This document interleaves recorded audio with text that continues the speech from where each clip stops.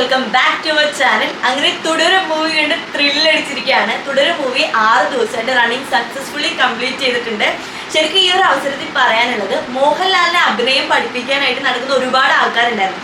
ഇപ്പൊ കുറച്ച് വർഷങ്ങളായിട്ട് കണ്ടുവരുന്ന ഒരു സംഭവമാണ്, ലാലേട്ടൻ്റെ ഏത് ഫിലിം ഇറങ്ങിയാലും മോഹൻലാലിനെ അഭിനയിക്കാൻ അറിയില്ല, മോഹൻലാലിന് ഇമോഷൻസ് വരുന്നില്ല, അങ്ങനെ കുറെ കോൺട്രവേഴ്സീസ് ആണ് വരുന്നത്.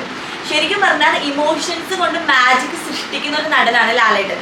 മോഹൻലാൽ ചെയ്തു വെച്ചിരിക്കുന്ന ഒരുപാട് ക്യാരക്ടർ ഉണ്ട്, അതൊക്കെ ഒരു ചരിത്ര മൂമെന്റ്സ് ആണ്. അതൊന്നും തിരുത്താനായിട്ട് ഇനി ആർക്കും പറ്റുമില്ല, ഇനി ആരും അതുപോലെ അഭിനയിക്കുമില്ല. അതൊരു ഹിസ്റ്ററി ആയിട്ട് അങ്ങനെ തന്നെ നിലനിൽക്കുന്ന ഒരു സംഭവമാണ്. അപ്പം പിന്നെ നമ്മൾ ലാലേട്ടനെ അഭിനയം പഠിപ്പിക്കേണ്ട ആവശ്യമില്ലല്ലോ. ഈ ഒരു മൂവി കണ്ടിറങ്ങിയപ്പോഴത്തേക്കും എനിക്ക് എൻ്റെ പഴയ ആ ലാലേട്ടനെ തിരിച്ചു കിട്ടിയൊരു സന്തോഷവും ഒരു എക്സൈറ്റ്മെന്റ് ഒക്കെ ആയിരുന്നു.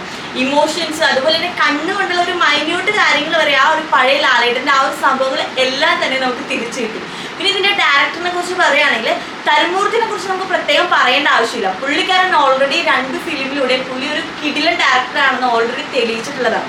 ആ ഒരു ഡയറക്ടറിന്റെ കയ്യിലേക്ക് ഇതുപോലുള്ള ഒരു ലിജൻഡറി ആയിട്ടുള്ള ഒരു ആക്ടറിനെ കിട്ടുമ്പോഴത്തേക്കും പുള്ളി അത് വേണ്ട പോലെ നീറ്റ് ആൻഡ് ക്ലിയർ ആയിട്ട് തന്നെ യൂസ് ചെയ്തിട്ടുണ്ട്. അത് നല്ല ഗംഭീരമായിട്ട് തന്നെ ഈ ഫിലിമിൽ വന്നിട്ടുണ്ട്.